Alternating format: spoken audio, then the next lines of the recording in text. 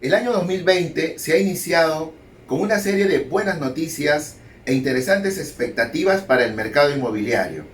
La posibilidad de tener un incremento en la cantidad de años, por ejemplo, del crédito Mi Vivienda, lo cual permitiría a muchas familias tener acceso al techo propio tan ansiado.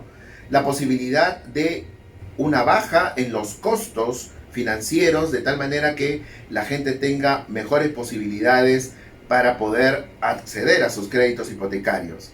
El día de hoy continuamos nuestra importante conversación con el doctor Manuel Balcázar, con quien además tocaremos un tema que estoy seguro que va a ser muy interesante para los propietarios.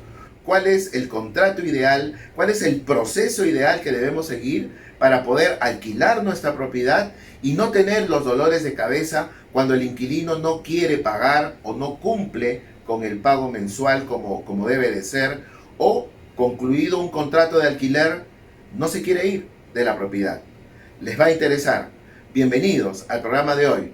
Bienvenidos a Mercado Inmobiliario.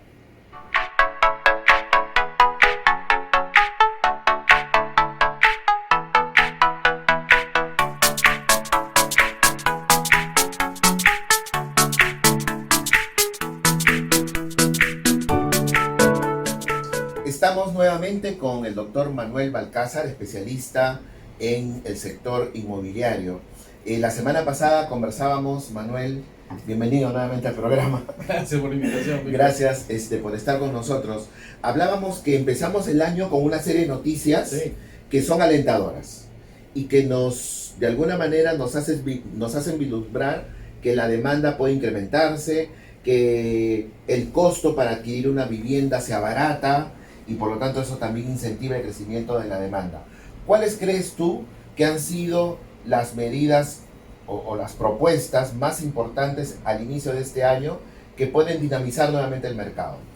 Bueno, sí, efectivamente, esa propuesta de la ampliación de la hipoteca a 30 años es importantísima, como lo mencionamos la semana anterior, pero también está por el hecho de que ahora se está tratando de buscar que los créditos hipotecarios que ya están de alguna manera con algunas entidades financieras puedan ser enlatados y puedan ser vendidos para que esas empresas puedan tener más recursos y volver a prestar. Entonces es importantísimo. O sea, hay anuncios que el Fondo Mi Vivienda, el sector vivienda, está haciendo y que efectivamente están generando ese tipo de expectativas, ¿no? Otro tema es el bono verde, ¿no? El bono verde también se dice que este año va a haber mayor inversión en lo que es bono verde, lo cual ya... Hablemosle un poquito a la gente de qué cosa es el bono verde. Corrígeme si me equivoco y explícanos de qué se trata. Tengo entendido que esta propuesta comienza hace ya 10 años. El primer edificio que lo tuvo fue un edificio corporativo en San Isidro y luego pasó ya del sector corporativo al sector residencial. Y tiene, digamos, como características más importantes, elevar la altura que el certificado de parámetros determina para un terreno, reducir el área, digamos, en metros cuadrados construidos de los departamentos, lo cual los hace más comerciales y evidentemente genera una mayor oportunidad de negocio. Explícanos, desarróllanos estos dos puntos. Bueno, efectivamente, los edificios verdes, edificios ecológicos están muy de moda en el mundo. Y como bien dices, hace 10 años ya teníamos el germen acá en el Perú, pero hoy ya hay un subsidio que lo que hace es favorecer, propiciar que el mercado empiece a ofrecer este tipo de producto, que es muy importante. Uno, porque es ecoamigable, es decir, lo que va a ocasionar es que sean edificios inteligentes, que no perturben el medio ambiente, pero sobre todo va a permitir que el que compre este inmueble va a poder ahorrar en lo que es el consumo de agua, el consumo de luz, e inclusive darle eficiencia a los sanitarios, al desagüe y todo esto, ¿no? Esto gracias a que precisamente el bono, el subsidio se da a aquel edificio en el cual se implementen este tipo de soluciones inteligentes, ¿no? Ahora, a la larga, tienes ahorro no solo en la compra del inmueble, sino tienes un ahorro en los pagos de los recibos de los consumos sucesivos, ¿no? Ahora, en la compra del inmueble vas a tener un subsidio, es decir, son alrededor de 5.000 soles que te dan y que va directamente a favorecer en el tema de la cuota, es decir, va a disminuir el monto de la cuota que vas a pagar. Entonces tenemos A ver, ¿por qué somos optimistas? Primero, la implementación ya mucho más concreta del bono verde que mencionábamos, que hace más comercial productos inmobiliarios en el sector residencial. El segundo punto, no sé qué te parece que podríamos compartir, es que las tasas de interés que el año pasado, en promedio, unos bancos más, otros menos, estuvieron entre 7 y 7,5%, se prevé que ese año podrían llegar al 6,5%. Evidentemente, un menor costo de la adquisición de una vivienda eleva la demanda. Ese sería un segundo punto que podríamos desarrollar. ¿Qué nos comentas? Sí, efectivamente, las tasas de interés han venido bajando, ¿no? Hemos cerrado en 8, 7, más o menos en promedio el año 2019, y para el 2020 es probable que sea 6,5. Ahora, ¿qué ventajas? Por ejemplo, hay un tema que no sé si se han percatado, es que ya han empezado, como ha bajado la tasa de interés, los bancos están comprando deudas hipotecarias, están comprando deuda y a menor interés al que compró el inmueble. Es decir, vamos a suponer que yo compré hace unos 5 o 6 años a una tasa de interés del 10%, hoy un banco es probable que me esté llamando para decirme, mira, te compro esa deuda, pero vas a pagar ya no ese 10% que pactaste con el primer banco, sino ahora me vas a pagar 7%, ¿no? Entonces, ¿qué obtengo? Uno, disminución de intereses y, lo más importante, la cuota disminuye. Entonces, ese tipo de consecuencias positivas son las que se vienen cuando el mercado está creciendo de manera saludable, como se prevé en el tiempo, como estamos observando por estos años. Bueno, es importante puntualizar que el sistema financiero es muy importante en este aspecto que tú mencionas, ¿no? Porque, digamos, la compra de la deuda tiene que tener un sustento técnico, indudablemente, Claro, si no, sí, claro. la cosa también podría, digamos, tornarse un poco peligrosa.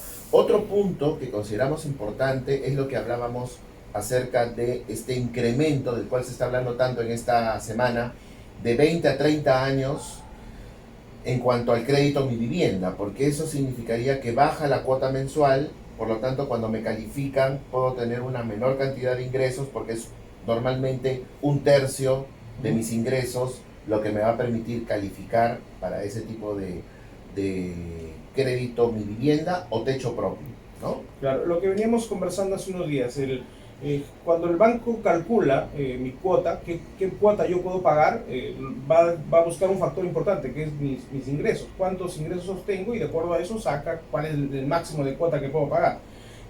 Con las hipotecas a 20 años mucha gente se ha quedado fuera. Claro. Entonces ha quedado no calificado. Entonces, con una hipoteca a 30 años es probable que sí califique. Entonces, eso va a incrementar definitivamente la demanda en este caso, ¿no? Y lo que sí hay que explicar, ojo, y eso es importantísimo, es que comprar un inmueble con una hipoteca a 30 años, los intereses van a ser mayores, y lógicamente los primeros años lo que vas a pagar básicamente van a ser intereses. A la larga, o sea, si tú ves el comparativo en el plazo de los 30 años, sí es beneficioso, porque lógicamente tienes un mayor plazo, una menor cuota, pero siempre hay que tener en cuenta este tema, sobre todo cuando haces los famosos prepagos. No sé si a mí viene y me pregunta, ¿qué pasa, doctor? Mire, yo he pagado 10 años la hipoteca y mi deuda sigue igual. Sigue el monto que prácticamente que me prestaron.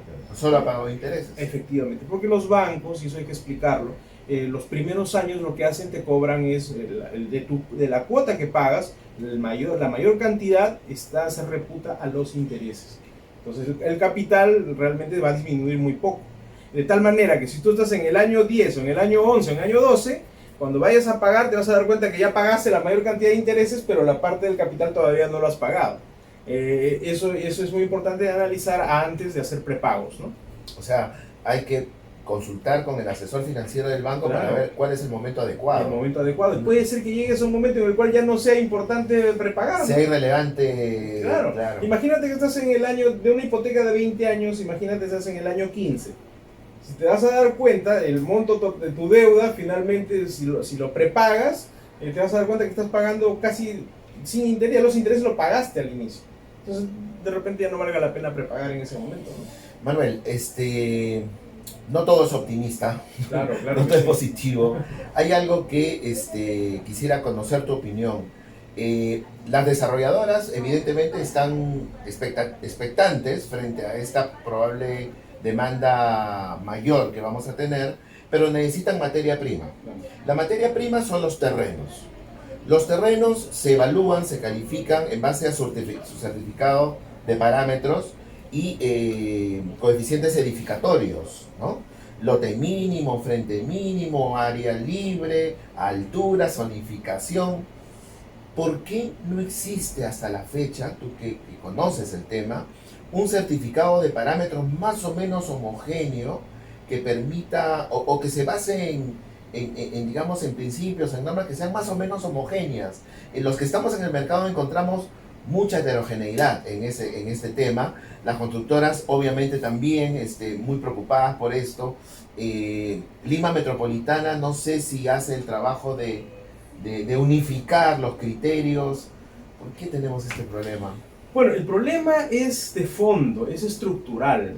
No encuentras uniformidad en los parámetros porque no hay planes de desarrollo urbano uniformes, no hay un plan nacional de vivienda, no hay generación de suelo urbano. Es decir, si no hay uniformidad en todos esos elementos, no podemos pedir una uniformidad en los parámetros urbanísticos.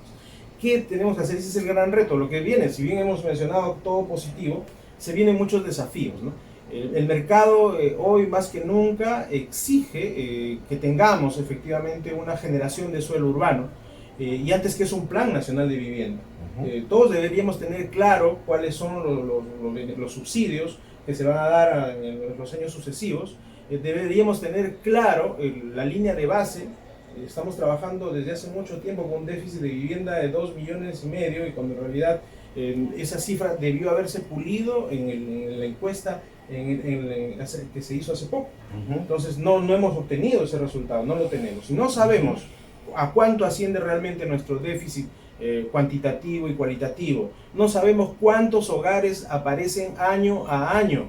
O sea, que es demanda pura. O sea, las familias que aparecen cada año es demanda efectiva de vivienda. Además, el Perú se encuentra en este momento en este famoso bono demográfico, en donde la población económicamente activa se incrementa de manera significativa. Y mira, hay ministros que han lanzado cifras. Un ministro hace mucho tiempo dijo que son 700,000 familias al año. Entonces, 700,000 familias, que en realidad es una cifra, no estoy seguro si tenga algún sustento, pero es increíble, pues 700,000. ¿Cuántas soluciones de vivienda se dan al año por parte del Estado? ¿40, 50,000? Para 700,000 no es nada, ¿no? Entonces, no conocemos la demanda, y si no la conocemos, lógicamente, ¿cómo vamos a atenderla, ¿no? Hay temas interesantes que tienen que incentivarse, como por ejemplo el mercado de arrendamiento. Efectivamente, el mercado de arrendamiento no es muy grande, pero no es muy grande no porque no haya demanda, sino el problema está en que no se habían dado los factores necesarios para que esto se pueda promover. Ya se dio, por ejemplo, la norma que permite el desalojo con intervención notarial. Mira lo que tienes. Tienes desalojo con intervención notarial, que era el principal motivo por el cual los propietarios no ponían sus inmuebles en arrendamiento porque tenían miedo que el inquilino se quede. Si ya existe esa norma, ¿no? Tenemos por ahí un mercado... A ver, esa norma creo que les va a interesar a muchos. Es decir, yo alquilo mi propiedad y en el contrato de arrendamiento debo poner una cláusula que haga referencia a esa norma. La norma te permite ahora, si tú contratas bajo la nueva norma, tienes que cumplir unos requisitos, pero te permite que el día que tu inquilino no te pague el arrendamiento o no se quiera ir, que cuando ya que es lo común, casos. no tengas que irte directamente al Poder Judicial, sino que previamente vayas a un notario para que el notario verifique que el plazo se ha cumplido o que este señor no ha pagado. E inmediatamente va a ordenar, es todo un proceso, pero al final llega a que el juez finalmente ordene el lanzamiento directamente. Ya no te tengas que ir a un proceso judicial de 4 o 5 años, sino que inmediatamente el juez ya pueda. El notario entonces cumple un rol importante para que eso se cumpla. Por supuesto que sí. Pero mira, tenemos ese elemento, ya analizando mercado de arrendamiento. Tienes gente que tiene viviendas para alquilar. Tienes personas que tienen dinero en el banco que podrían comprar inmuebles para arrendar, ¿ya? Y tienes el elemento disuasivo que al inquilino moroso que quiera quedarse en tu casa, que pueda ser sacado inmediatamente con una norma. Tienes esto. ¿Qué más debemos hacer? En primer lugar, vayamos pensando. Esta norma ya tiene más o menos unos 6-8 meses. Es decir, ya existen en este momento contratos firmados bajo el amparo de esa norma. Si eso es así, vayamos a conversar con el Poder Judicial y le digamos, señor Poder Judicial, ¿están listos ustedes para atender esos pedidos de los notarios para desalojos? Porque de hecho, inquilinos morosos van a haber siempre. El tema es que esos inquilinos morosos puedan ser sacados rápidamente y de esa manera el mercado, pues se crezca un mercado sano. Y lógicamente el propietario no pierda, porque es lógico que el pobre propietario pone el inmueble en alquiler y al final el inquilino se queda y no paga durante todos los años que dura un juicio.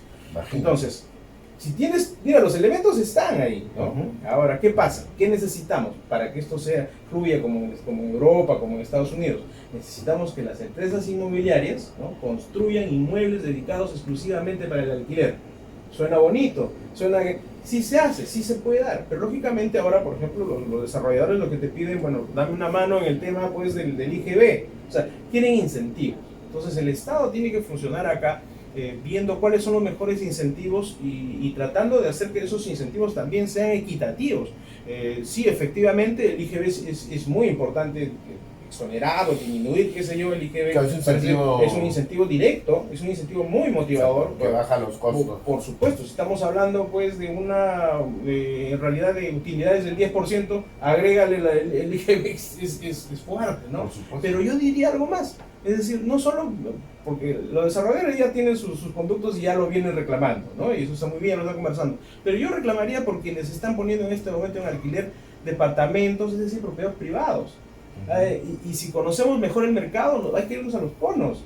En los conos, por ejemplo, se alquilan habitaciones. Y ellos precisamente no, por ejemplo, evaden impuesto a la renta, porque precisamente es un impuesto que ven frente a las exiguas ganancias que obtienen, ven que pagar impuesto a la renta no disminuye sus ganancias, al final eso lo desanima. Formalicémoslo. Si por un lado los desarrolladores piden una disminución o eliminación del IGB para estos casos de construcción de viviendas para alquiler, también demos incentivos tributarios a los privados que están en este momento alquilando sus inmuebles y que no se animan a la renta de primera categoría. Ese 5%, por ejemplo, podría ser que pongan al mercado tu inmueble y los primeros 5 años, por ejemplo, no pagas el impuesto a la renta. ¿Te das cuenta? Eso va a regular el mercado y la SUNAT lo va a agradecer, ¿no? Porque finalmente se va a ampliar la base tributaria y luego vas a tener identificados los inmuebles que están en alquiler. Volviendo al punto que inició esta parte del diálogo tan interesante, estaríamos próximos a ver si es que esta intervención de los notarios es eficiente. Sí, porque todavía está efectivamente, en proceso. Mira, han habido muchos intentos a lo largo de la historia, ya ven los abogados a veces un poco que, como te explicaba hace un rato, a veces entorpecemos las cosas, regulamos demasiado, ponemos candados. Pero la consecuencia es que los procesos de desalojo no te demoran menos de 5 años. Y son más justos. Imagínate, pues. O sea, entonces, frente a eso han habido muchas respuestas, ¿no? Bueno, 2 o 3 respuestas, ¿no? La primera respuesta fue agregarle a tu contrato una cláusula de allanamiento anticipado. Todo el mundo aplaudió esa cláusula. Ya, y con esa cláusula igual te vas a un proceso judicial que te dura 4 años. O sea, en este caso sí, por ejemplo, yo sí vaticino un éxito en ese tema. ¿Por qué? Porque ¿por qué te vas al Poder Judicial cuando tienes un proceso de desalojo? Te vas porque tienes que decirle, señor juez, este inquilino no me paga hace 3, 4, 5 meses. O, señor juez, el contrato se ha vencido y no se quiere ir. Entonces el juez, para demostrar, él tiene que buscar que se le demuestre. Entonces, ante el juez se hace toda esta probanza. Tengo que demostrarle al juez que este señor no me ha pagado. Es decir, tengo que mostrar recibos, tengo que mostrar contratos. Tengo que demostrarle al juez que este señor debió irse y no se ha ido. Entonces tengo que mostrarle al juez que el contrato dice tal o cual cosa. Eso te demora 4 años, ¿ya? Entonces, bajo el nuevo esquema, ¿ya? De la notaría, eso se hace en notaría. Toda la mayor cantidad, o sea, el tracto más largo del proceso, lo haces con un simple checklist. ¿Por qué? Porque el contrato que se firma bajo el amparo de esta nueva norma va a tener de respaldo una cuenta corriente en el banco. ¿Ya? Es decir, el inquilino le va a pagar en una cuenta de corriente que decide el propietario, le deposita mes a mes. Es decir, yo solamente, señor notario, ¿sabe que este señor no me paga? Ya. Demuéstremelo. No hay depósito. Listo, no hay más que discutir, no hay otra prueba. ¿Qué puede decir el inquilino? Bueno, el inquilino podrá decirlo, demostrar que pagó. Bueno, ¿cómo lo va a demostrar? Imposible. Todo tiene que ser bancarizado. señor juez, este señor sí me pagó, ha pagado puntual, pero ¿sabe qué? El contrato ya venció y no se quiere ir. Muéstrame el contrato. Y el contrato, como es el contrato firmado en base a esta norma, que es con firma legalizada, es decir, con fecha cierta, el notario dirá, efectivamente, el contrato ya está vencido. Claro. Entonces, no hay más ciencia en ese tema, no hay más probanza. Es decir, el notario frente a sí puede determinar finalmente si cumplió con el contrato o pagó puntualmente. Suena a fórmula eficiente, ¿ah? Los notarios, definitivamente, ojalá que sea... Los notarios, por ejemplo, para eso sí, o sea, esta no es la primera experiencia administrativa de algo que es una traba judicial, como la prescripción adquisitiva y la tramitan es más rápido. Claro. Ya, esto también no tendría por qué demorar, esos son días. ¿Dónde estamos? El tema es que igual tengo que ir al Poder Judicial, pero ya solamente para que el juez le diga a la policía, oye, lanza. Hasta ahí, como tú dices, entiendo las dudas, la expectativa, pero sí, nos falta ver ahora, porque ya hay contratos firmados. ¿Qué va a pasar? ¿Qué va a pasar? Cuando haya que ejecutar. Así es, el notario lo va a ejecutar, va a hacerlo así tan rápido. Yo no creo que tenga problemas el notario. Donde yo veo donde podría haber un inconveniente o una demora es entre que el notario le dice al juez, señor juez, tiene que desalojar, vamos a ver cuánto demora este juez, porque ya no tiene que evaluar nada, ya no tiene que pedir pruebas, ya no, el juez simplemente tiene que dar la orden de desalojo por la policía. Esperemos que esto no demore mucho, y por eso te mencionaba al inicio, acá lo que nos falta, si queremos dinamizar este proceso, este nuevo procedimiento, es coordinemos con el Poder Judicial para ver si están listos, porque ya se vienen, o sea, no hay que ya la norma se dio, pero ya se vienen los desalojos bajo el amparo de esta norma. Entonces miremos si ellos están capacitados, si tienen esa logística necesaria para poder atender este tipo de casos, ¿no? Querido Manuel, se me quedan muchos temas realmente para poder tocar. Yo quisiera, de lo que acabamos de conversar, dar dos recomendaciones. Miren, el mercado de bienes raíces es un mercado de largo alcance, con una inversión importante, si no la más alta que cualquier familia o empresa realiza. Mi consejo es asesoría siempre. Cuando un propietario tiene un terreno, hablábamos de la materia prima, para que la desarrolladora haga su proyecto, tiene que mandar tasar el inmueble, porque el certificado de parámetros del que hablábamos puede ser distinto al de mi vecino. Y hay gente que dice, como mi vecino vendió en este precio, yo también quiero, pero es que no es así. Hay que hacer un análisis técnico, y eso lo hace un buen consultor de bienes raíces. Y cuando queremos alquilar nuestra propiedad bajo este sistema que Manuel nos ha explicado tan bien, consultemos un abogado, hagamos un buen contrato, porque ahí está la clave para que luego podamos evitarnos problemas y no perder tiempo y no perder dinero. ¿No te parece, Manuel? Perfecto. Manuel, yo creo que vamos a hacer a futuro, durante este año, más conversaciones para compartirlas con nuestros amigos. Nuevamente, muchas gracias por estar con nosotros. Es un gusto hacer este programa, nosotros aprendemos mucho y queremos que eso que aprendemos pueda también llegar a ustedes.